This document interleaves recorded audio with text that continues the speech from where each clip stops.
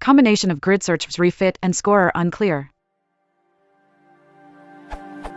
I use Gridsearchcv to find the best parameters in the inner loop of my nested cross-validation. The inner winner is found using Gridsearchcv, score equals balanced underscore accuracy, so as I understand the documentation, the model with the highest balanced accuracy on average in the inner folds is the best underscore estimator.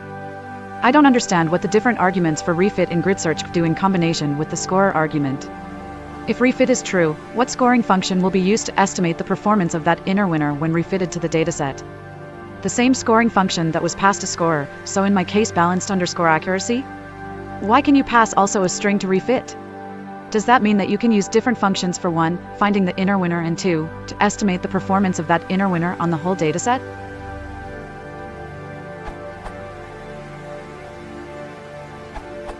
When refit equals true, scikit-learn uses entire training set to refit the model. So, there is no test data left to estimate the performance using any scorer function. If you use multiple scorer in Gridsearchcv, maybe f1 underscore score or precision along with your balanced underscore accuracy, scikit-learn needs to know which one of those scorer to use to find the inner winner, as you say. For example, with knn, f1 underscore score might have best result with k equals 5, but accuracy might be highest for k equals 10. There is no way for scikit-learn to know which value of hyperparameter k is the best.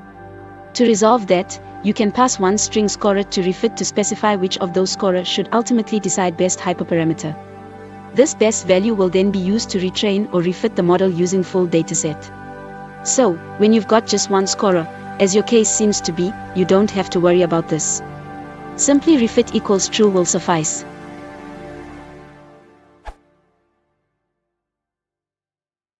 If you want to support the channel, please consider liking and subscribing.